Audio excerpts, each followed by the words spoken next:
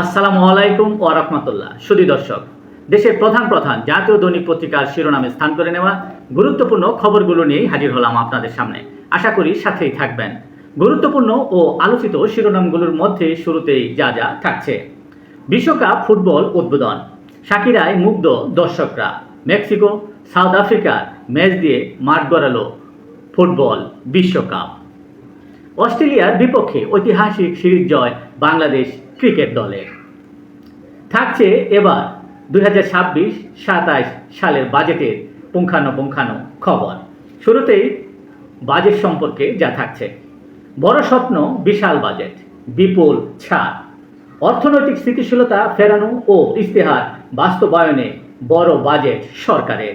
আছে পুনর্গঠন ও সংস্কারের চেষ্টাও, বাস্তবায়ন বড় চ্যালেঞ্জ মনে করছেন অর্থনীতিবিদরা। বাজেটে ব্যয় ধরা হয়েছে 9,46,000 কোটি টাকা, আয় ধরা হয়েছে 6,95,000 কোটি টাকা, ঘাটতি ধরা হয়েছে 2,93,000 কোটি টাকা। করমুক্ত আয় সীমা বেড়ে 4.5 লাখ টাকা নির্ধারণ করা হয়েছে বাজেটে। দাম কমতে পারে নিত্য প্রয়োজনীয় দ্রব্য ও কৃষি পণ্যের, কমতে পারে দেশীয় তৈরি ফোনের দাম, সেই সাথে কমতে পারে কলগেট ও সিমের দামও। দাম বাড়তে পারে কাজু বাদাম, cigarette, nicotine pouch, heated tobacco, petrol ও ডিজেল চালিত গাড়ি, আমদানিকৃত washing machine, gypsum, PVC, PET, resin ভিত্তিক পণ্যসহ অন্যান্য পণ্যের দাম। বাজেটে ব্যাংক পুনর্গঠনে বরাদ্দ রাখা হয়েছে 36,706 কোটি টাকা।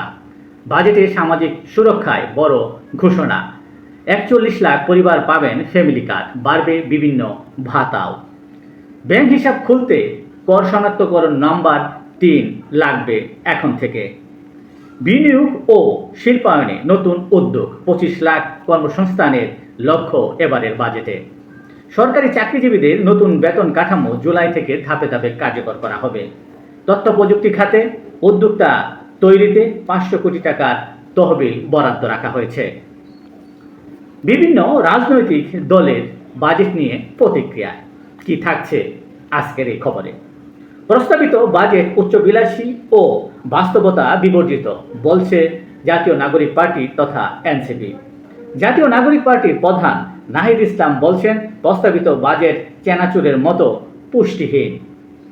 এ বাজেট বাস্তবায়ন যোগ্য নয় বলছে জাতীয় পার্টি। লুটেরা ধনিক শ্রেণীর এই বাজেট বাস্তবায়ন করা কঠিন বলছেন কমিউনিস্ট পার্টি। বাজেটে ঘাটতি মোকাবেলায় দুর্নীতির লাগাম টেনে ধরতে হবে মন্তব্য বাংলাদেশ ন্যাপের। দেশের প্রধান প্রধান জাতীয় দৈনিক পত্রিকার শিরোনামে স্থান করে নেওয়া আন্তর্জাতিক খবরগুলোর মধ্যে আজ যা যা থাকছে: যুক্তরাষ্ট্র ইরান পাল্টাপাল্টি হামলা, হরমুজ বন্ধ ঘোষণা, হামলার হুমকি দিয়েও তা বাতিল করল মার্কিন প্রেসিডেন্ট ডোনাল্ড ট্রাম্প। ইরানি সূত্রের দাবি, আলোচনার অগ্রগতি হয়েছে। ইরানের সঙ্গে যুদ্ধ শেষ, সব দাবি পূরণ হয়েছে বলে জানিয়েছেন মার্কিন প্রেসিডেন্ট ডোনাল্ড ট্রাম্প। ট্রাম্পের হামলা বন্ধে বিশ্ববাজারে জ্বালানি তেলের দামে বড় পরিবর্তন। আলবেনিয়ায় ট্রাম্পের জামাতার প্রকল্পের বিরুদ্ধে ফের বিক্ষোভ। ইরান যুদ্ধ, জ্বালানি ও জলবায়ুতে বড় ধরনের প্রভাব শুরু। বিশ্বে প্রতি 70 জনের মধ্যে একজন জোরপূর্বক বাস্তুচ্যুত। 3 ভারতীয় নাবিকের মৃত্যুর পর ফের ওমানে ভারতীয় নাবিকের জাহাজে হামলা, মার্কিন কূটনীতিককে তলব দিল্লির। কংগ্রেসে ফিরছে না মমতা ব্যানার্জি। এই ছিল দেশের প্রধান প্রধান জাতীয় দৈনিক পত্রিকার শিরোনামে স্থান করে নেওয়া গুরুত্বপূর্ণ খবরগুলো, জানি এতক্ষণ আপনাদের মাঝে উপস্থিত ছিলাম।